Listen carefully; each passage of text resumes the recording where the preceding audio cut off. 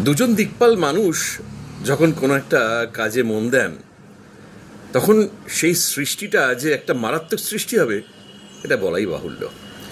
নমস্কার, আমি আরজে সুমন্ত আজ আবার হাজির হয়ে গেলাম আজকের গল্প নিয়ে আমার ফেসবুক পেজ আরজে সুমন্ততে।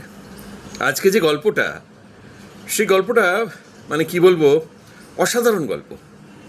আসলে সব গল্পই অসাধারণ, কিন্তু এইটা হচ্ছে দুজন ঈশ্বর, মানে ঈশ্বর তুল্য দুজন শিল্পী, সঙ্গীত শিল্পী অবশ্যই। তো একজন তার ভেতর অভিনয় করেছেন আমরা জানি, ছবি দেখে বোঝাই যাচ্ছে একজন কিশোর কুমার, একজন লতা মঙ্গেশকর। তো আমরা জানি কিশোর কুমার অভিনয় করেছেন, সঙ্গীত শিল্পী ছিলেন। তো দুজন ঈশ্বর যখন কোনো একটা সৃষ্টিতে মেতে উঠছেন, তখন কি ঘটছে গল্পটা শুনলেই বোঝা যাবে। সেটা 1974 সাল। গ্রামাফোন কোম্পানি ঠিক করলো লতা মঙ্গেশকরের সুরে কিশোর কুমার আর কিশোর কুমারের সুরে লতা মঙ্গেশকর বাংলা গান গাইবেন। মুকুল দত্ত তখন পথঝড় নামে একটা ছবির শুটিংয়ে ব্যস্ত আছেন। একদিন লতা মঙ্গেশকর তাকে ফোন করে বললেন, মুকুল, তোমার গানের খাতা টাতাগুলো নিয়ে যত তাড়াতাড়ি সম্ভব পারো আমার বাড়িতে একবার চলে এসো। আজ একটু দেরিতে শুটিংয়ে গেলে তোমার এমন কিছু অসুবিধা হবে না তো? বলো তো, তোমার প্রডিউসারকে আমি ফোন করে বলে দিচ্ছি। তো লতা মঙ্গেশকরের কথা তো উপেক্ষা করা যায় না। মুকুল দত্ত গানের খাতাপত্র নিয়ে পৌঁছে গেলেন লতা মঙ্গেশকরের বাড়ি। এ কথা সে কথার পর লতা মঙ্গেশকর বললেন যে, মুকুল, কি গান এনেছো একটু পড়ে শোনাও।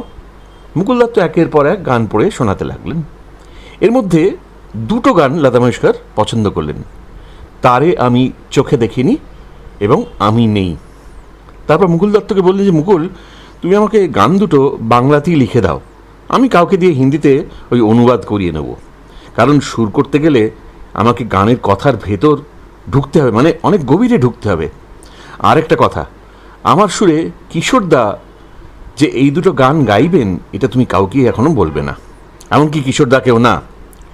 মুকুল দত্ত তাকে কথা দিলেন যে কাউকেই তিনি এসব বলবেন না। সেদিন রাতেই আবার কিশোর কুমার মুকুল দত্তকে ফোন করে বললেন, বুঝলেন মুকুলবাবু, ভীষণ জগা খিচুড়ি অবস্থায় পড়েছি। গ্রামাফোন কোম্পানি বলেছে এবার পুজোয় আমি লতার সুরে আর লতা আমার সুরে গান গাইবে। মুকুল দত্ত বললেন, সে তো ভালো কথা কিশোরদা, এতে অসুবিধার কি আছে? আর জগা খিচুড়ি বা বলছেন কেন? কিশোর কুমার বললেন যে, আপনিই তো সব কটা গান লিখছেন, তাই তো? আমার সুরের গানের থেকে লতার সুরের গান যদি ভালো হয় না, তাহলে আপনার দফা রফা করে দেবো, কিন্তু আপনাকে বম্বে ছেড়ে পালাতে হবে। এবার বলুন দেখি লতার সুরের গান কেমন হয়েছে? মুকুল দত্ত বললেন যে, কিশোরদা, আমি লতাজির কাছে প্রমিস করেছি আমি আপনাকে কিচ্ছু বলতে পারবো না। কিশোর কুমার বললেন যে, আপনি তো অদ্ভুত লোক মশাই, হ্যাঁ, একটু জানতে চাইছি আর আপনি বলবেন না?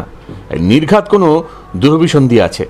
মুকুল দত্ত বললেন যে, না না, কোনো দুরভিসন্ধি নেই কিশোরদা, আমি লতাজিকে কথা দিয়েছি।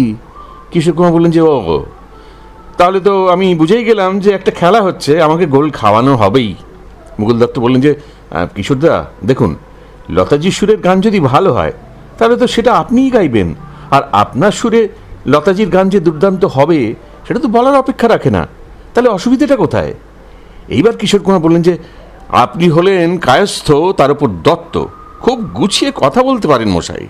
হ্যাঁ, আমি মজা করছিলাম, আপনাকে কিছু বলতে হবে না, আমি নিজেই দেখি খবর জোগাড় করতে পারি কিনা।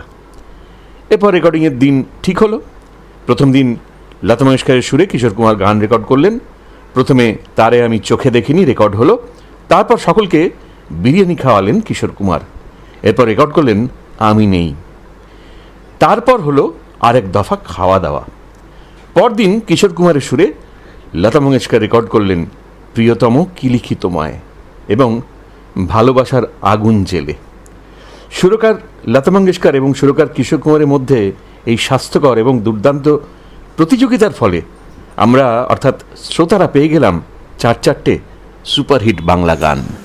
এটা খুব সত্যি কথা যে এই যে কোম্পানি ডিসিশন নিল যে কিশোর কুমার সুর করবেন লতা মঙ্গেশকরের জন্য, লতা মঙ্গেশকর সুর করবেন কিশোর কুমারের জন্য, এই ডিসিশনটা একটা মারাত্মক ডিসিশন।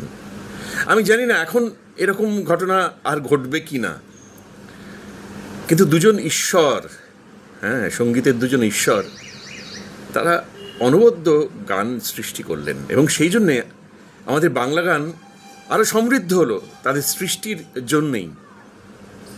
কি দারুণ দারুণ গান পেলাম আমরা, তাই না? একটা অনুরোধ আমার কাছে থাকে, সবসময় আপনারা করে থাকেন যে গানটা শোনালে ভালো হতো। বলে দিই তাহলে, গান শোনানোর অপশানটা নেই, তার কারণ এই ফেসবুকে আমি যদি কোনো গান দিই সেখানে কপিরাইট ইস্যু হয়ে যায়, কারণ প্রত্যেকটা গানের তো কপিরাইট রয়েছে। তো কপিরাইট ইস্যু হলে সেক্ষেত্রে আমার এই পোস্টটা কিন্তু বন্ধ হয়ে যেতে পারে, তাই সেই ঝুঁকিটা আমি নিতে পারি না। আজকের পর আবার দেখা হবে সোমবার দিন, মাঝে একটা দিন আছে রবিবার, সেদিনকে আমি থাকি না। তো একটা অন্যরকম প্ল্যান কিছু করছি, সেটা এক্ষুনি খোলসা করছি না, জানাবো অবশ্যই। সকলে খুব ভালো থাকুন, উইকেন্ডটা খুব ভালো কাটুক এই কামনা করি। আর হ্যাঁ, অবশ্যই করে জানাতে হবে প্রচুর প্রচুর লাইক দিয়ে যে কেমন লেগেছে। যদি ভালো না লাগে সেটাও জানাতে হবে। আর এছাড়া কমেন্ট করতে হবে, প্রচুর কমেন্ট চাই, আর শেয়ারও চাই। আর বলতে হবে, যেটা প্রত্যেক দিনই বলি, যে আমার ফেসবুক পেজ আর যে সুমন্ত, সেটা একটু ফলো করতে হবে।